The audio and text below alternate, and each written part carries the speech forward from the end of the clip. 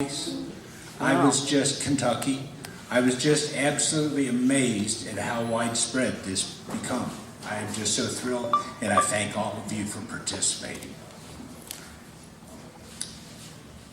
What we're going to do, we're going to be talking about the circus in Peru. So if all of you will open your American history books to chapter 14. Sure we will. Sure. All right. The history of Peru is a long and various course. It starts back in the 1880s with a man by the name of Ben Wallace, who at this point in time was a grown man. When he came to Miami County as a young child with his family, he soon lost his father to malaria. In the course of that, we don't know where exactly his mother ended up, but he lost his brothers and sisters to malaria as well.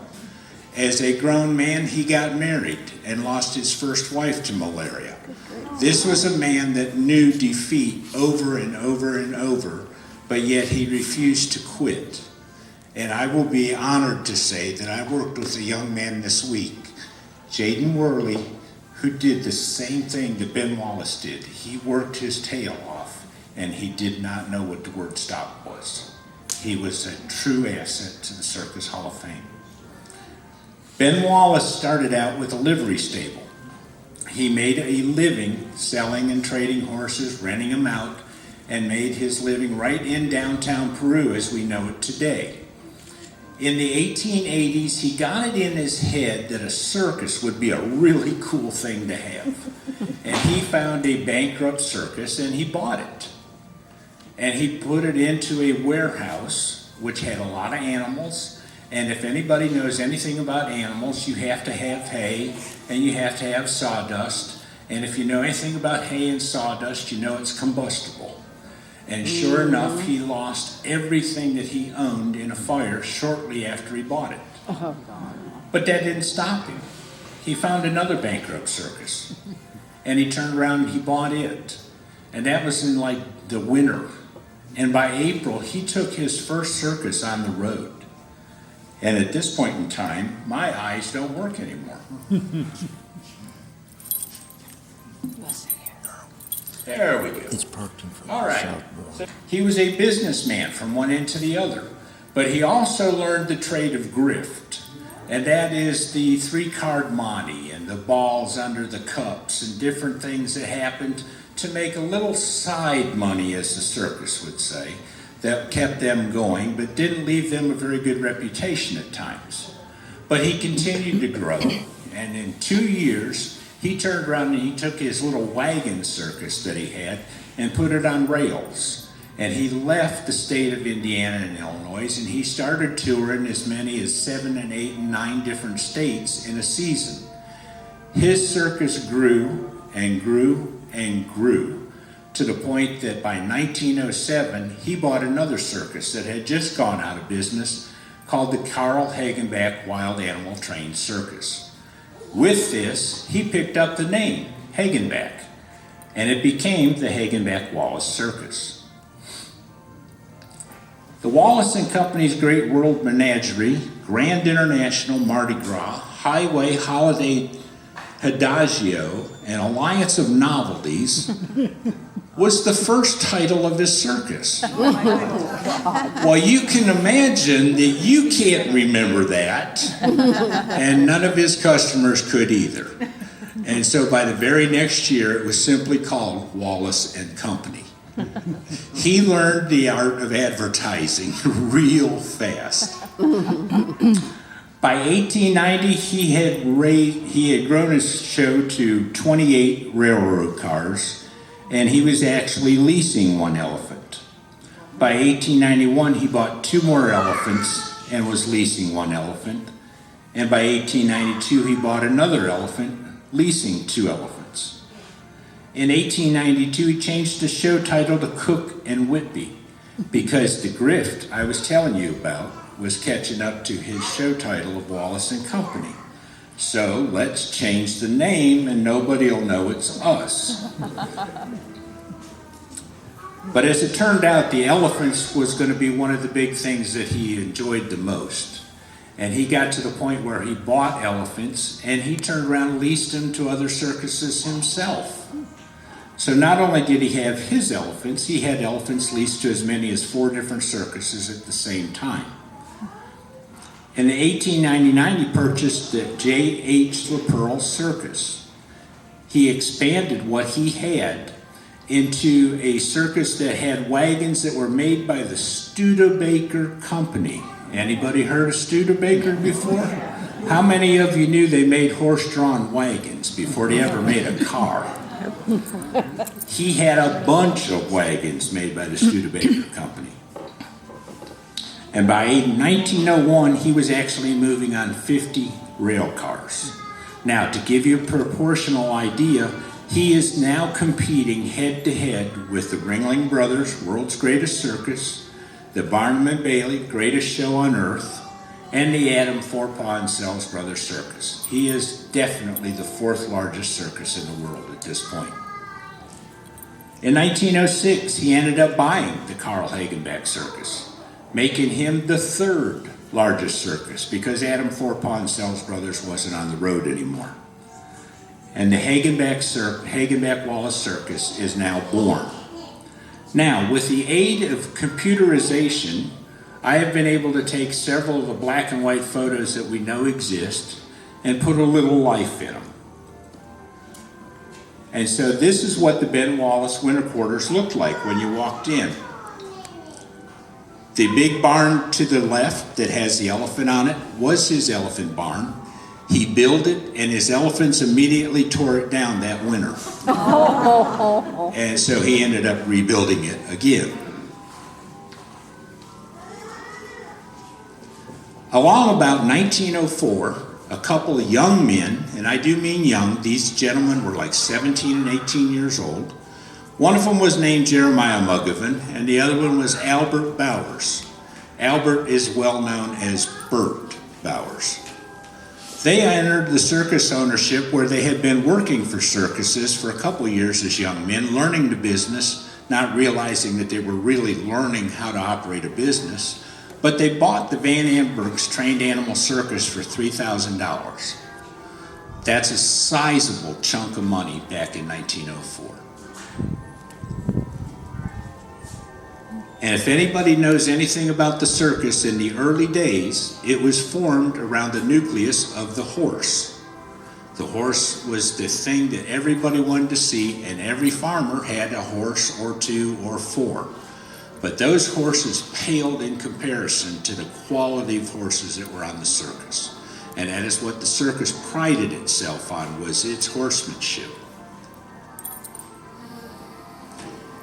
Jerry Muggovan and Bert Bowers operated the Van Amberg Trained Animal Circus from 1904 to 1907. I point this out because they are going to become a huge part of the history later on. They changed the title to Howe's Great London Shows in 1908, ran it through 1916, and in 1911, they also bought another circus called the Dode Fisk Circus. They took it out as Sanger's Circus, which was a British name well known for animals, and it stayed on the road through 1913. In 1916, they went to the John Robinson family in Cincinnati, Ohio, and made a deal to buy the John Robinson Circus. They didn't want the circus. They didn't care about the circus. But the John Robinson name was renowned. And they wanted the John Robinson name to travel in the South. They had always traveled in the Georgia, Alabama, Mississippi, Louisiana, Texas. That was their market, and everybody knew who John Robinson was.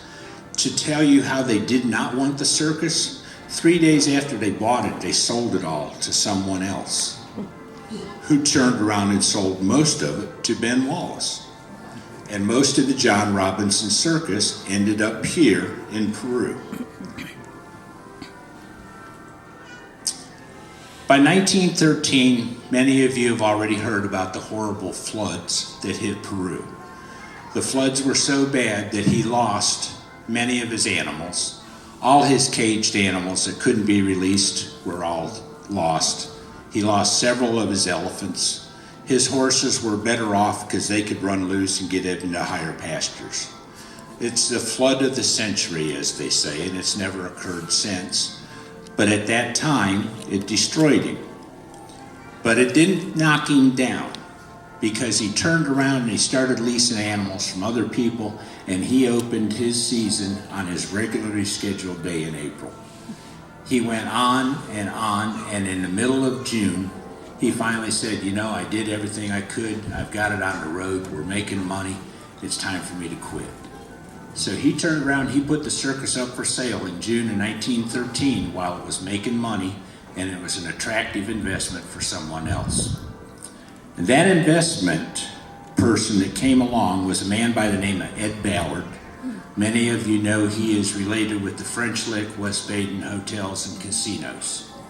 He was smart enough to bring in some people that he knew, like O.E. Corey and John Talbert, J.B. Warren, and Charles Hageman. They all filed a corporation for the Carl Hagebeck and Great Wall Shows Company, and they immediately took over the entire circus. This poor fella, well, actually it's a girl, but she ended up floating in all the floods into downtown Peru, which all of you know from driving out here was 3 miles that way, where she was later found dead alongside one of the houses when the water receded. In 1918, this becomes a huge year for the Mugovan and Bowers conglomeration, because Ed Ballard and his company suffered the worst train wreck that they could ever imagine up near Chicago, when a military train ran into the back end and killed 168 people on the show, and they are all buried in what they call Showman's Rest Cemetery up there now. With that, they ended up having all kinds of lawsuits. The family members were trying to recover family monies, take care of the people that were destroyed, and so they ended up going bankrupt and turned around and put the circus up for sale. With the sale, there was only 2 bids put in.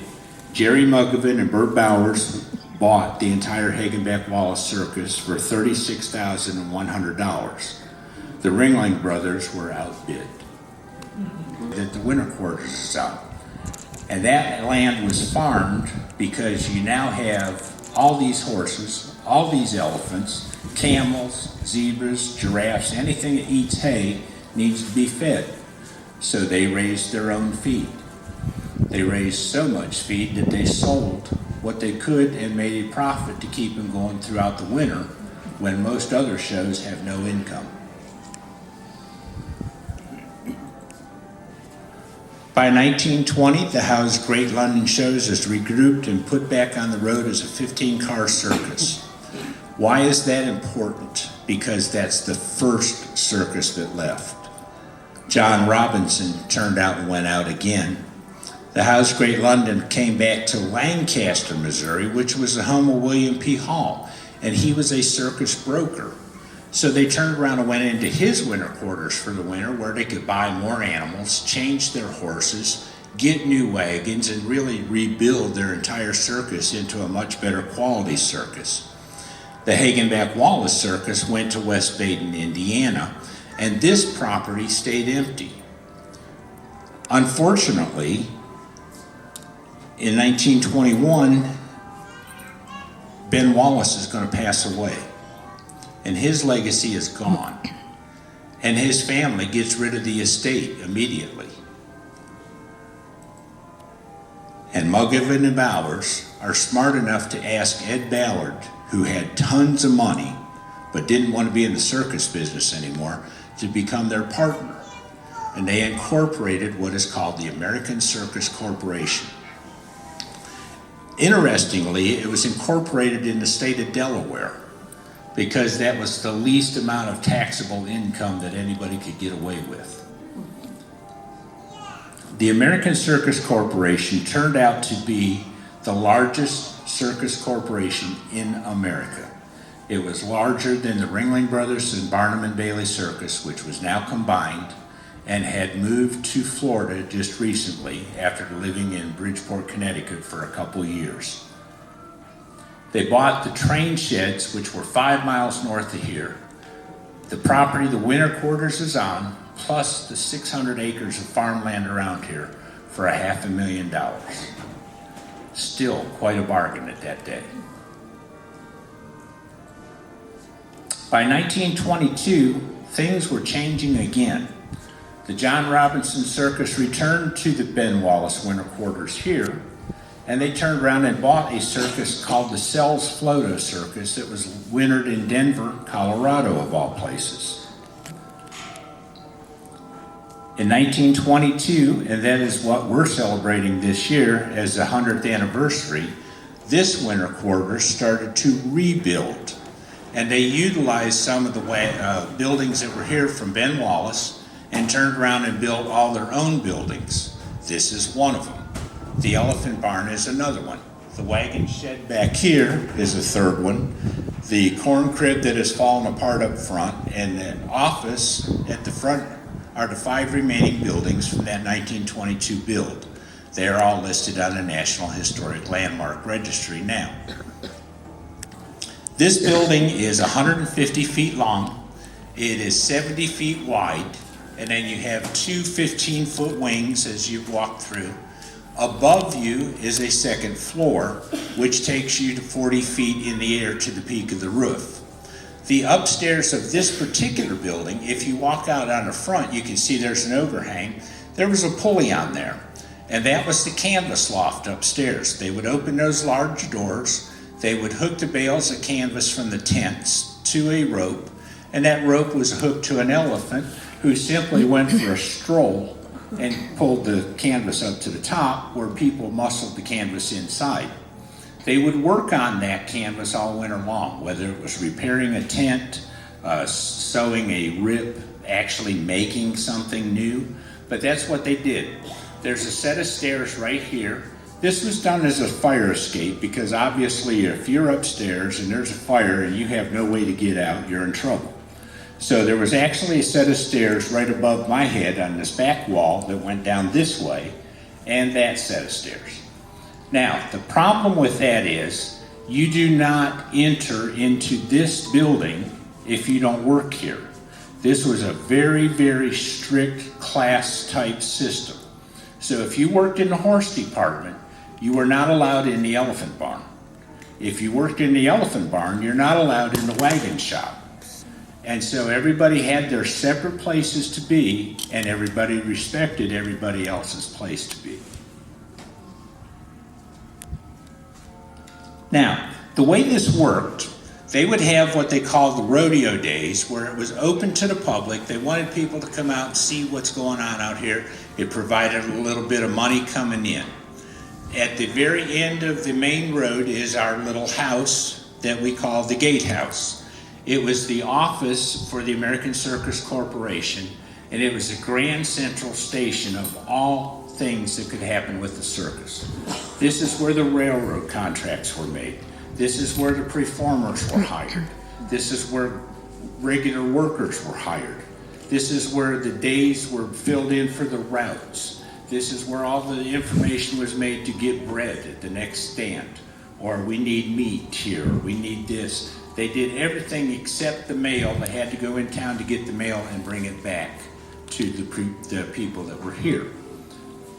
So what they did was the public would walk in the front door, which is boarded up right now, but you can see the concrete steps out there.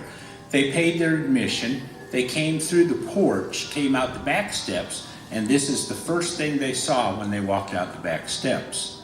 There was a training ring, which is on your right, and the elephant barn, which is still standing right now on your left, and several of the buildings in the back that are no longer there.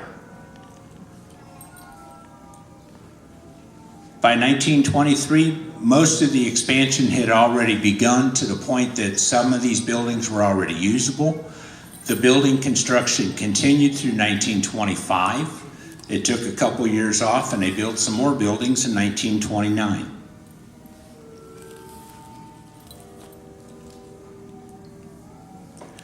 The circus had become a huge, huge instrument in Miami County in Peru, to the point that people were now coming to the American Circus Corporation to buy stuff. T.A. Wolfe, who owned a carnival, actually came to buy wagons for his carnival because the wagons here were in better condition than what he had. The Mighty Sheasley Shows was another carnival. They also bought wagons and flat cars from the circus because the circus had duplicates of so many things after they had bought this circus, bought that circus, bought this circus. They were literally taking the best of what they wanted and everything else was surplus. Now, the one story I failed to tell you at the time, and some of you have already heard this, but Ben Wallace was known for sending all his money home to the bank as they traveled. He turned around, he started sending it home in nail cakes. So it said, 10 penny nails, 16 penny nails, whatever. Nobody thought anything about it. But at the bank, after several years of counting all those coins, said, enough is enough. That's a lot of coins. We're just spending some. He said, no problem. I can fix that. And he turned around and opened his own bank. It was called the Wabash Valley and Trust. It operated for 75 years, and it stood right where the CVS is in town now. Since it was his bank, he used it the way he wanted to. So he moved all his wardrobe department to the third floor of the building, where they made costumes and worked on all the blankets for the animals all winter long. And they didn't have to be out here. Well, in June of 1924, because Ben Wallace has already passed away, Jerry Mugovan became the president of the bank. And he controlled it until 1929 when he passed away. Now, if you're going to have a circus, you're going to love to have elephants. And the American Circus Corporation had as many as 50 elephants at one time. Now, because they had that many, they couldn't all be in this barn behind us. So as you go in town and you get to the hairpin turn on the curve, there's another couple old barns, and that was referred to as the Ballard Farm. And a lot of the elephants were kept down there as well. That is also where they kept, it was called, there was found 3 different sets of gates so far that was on that property, where it was called the Springdale Farms. But across the street is cornfields again, and they also used that like sales, auctions, when they needed a tent and they had large crowds. That's where they would set it up for everybody.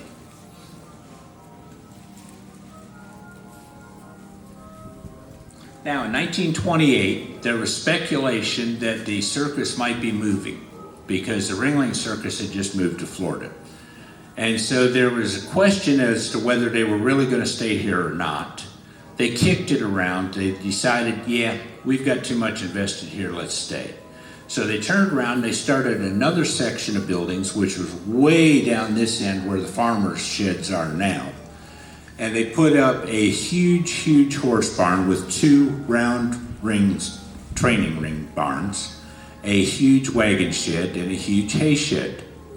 In 1930, because they put the hay up too early and it was too wet, spontaneous combustion decided to take down those barns.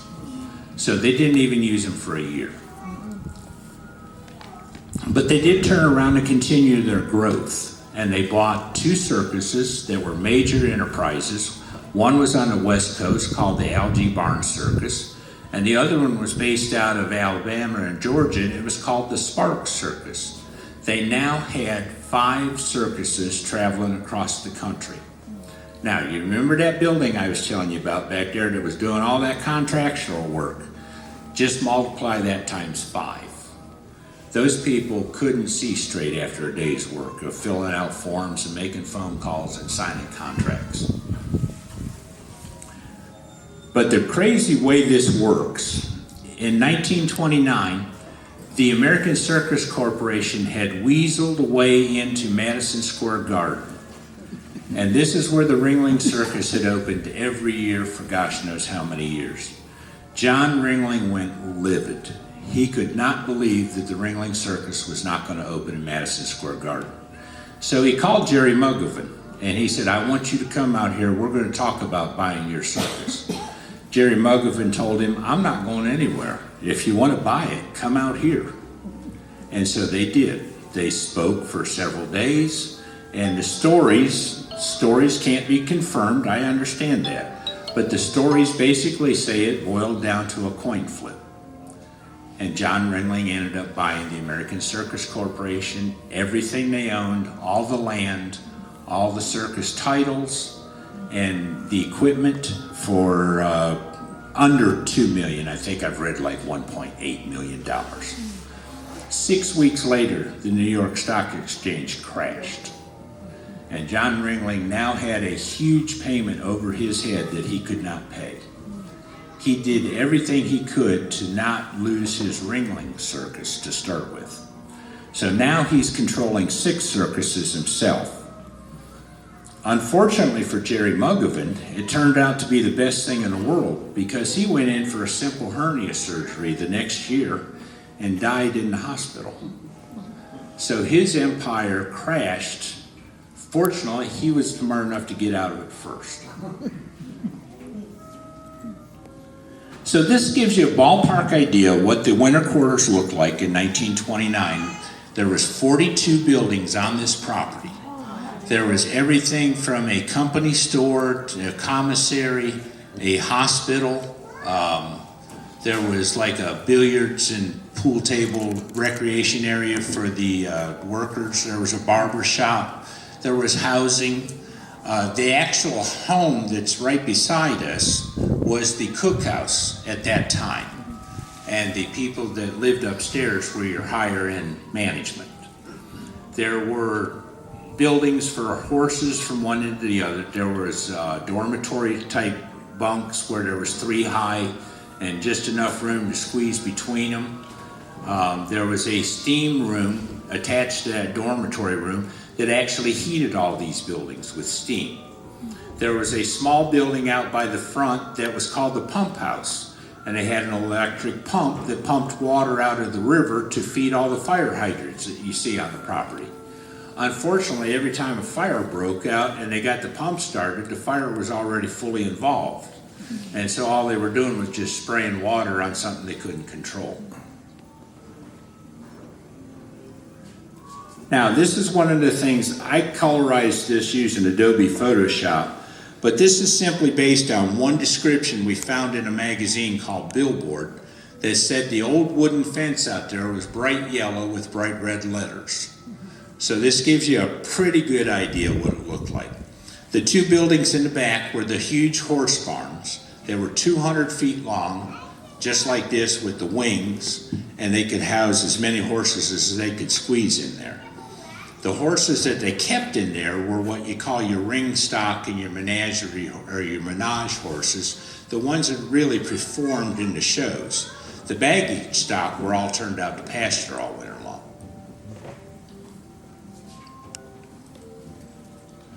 Now, the circus is also well known for having celebrities, whether it's Tom Mix, Hopalong Cassidy, Joe Louis, the boxer. They've all turned to celebrities at one time or another to help promote their circus. And so Tom Mix was no different. He traveled with the Sells Florida Circus for 4 different years. And along comes some people that made their living and made their lives and made their homes right here in Peru. And one of those gentlemen was a man by the name of Clyde Beatty. And his granddaughters and great-granddaughters still live in this town. Emmett Kelly lived here for years. The Hajini family lived here for years. The great Wilno lived here for years. And many of those people became the initial coaches to the Peru Youth Circus. So even though they were finally retired from the circus, they took their skills that they used for a living and showed the kids growing up how to become a circus performer. And now some of those circus performers are now 2nd and 3rd generation trainers for the Peru Youth Circus now. So it's a long family heritage that has continued to grow in Peru. Present the circus in bits and pieces to the public. They kind of got the rehearsal time in. They got a response from the public as to what they liked and what they didn't really care for either. And so this was actually further down than the farmers' barns. This was way out close to the road.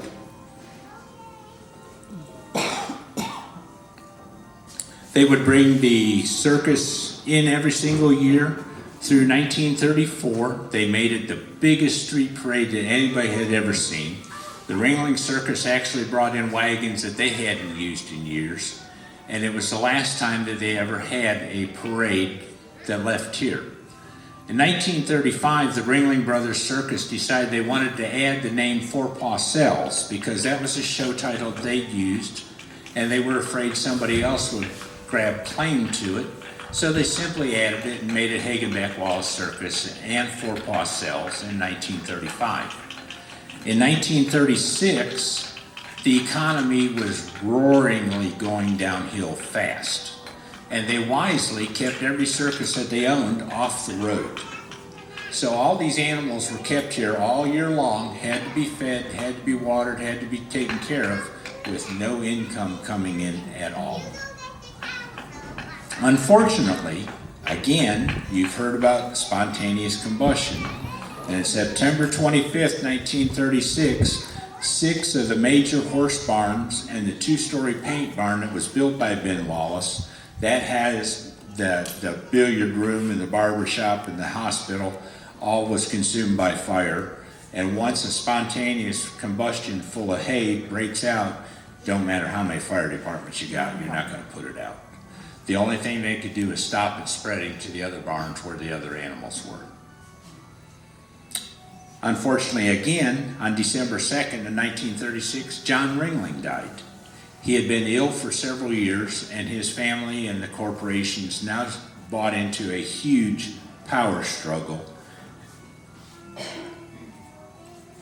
And with that being said, this is how close people actually got to be to the festivities when they had what they called rodeo days.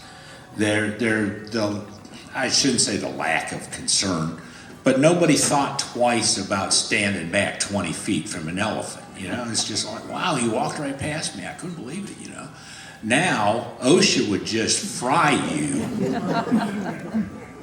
and so this is just a piece of history that you can't believe happened back then.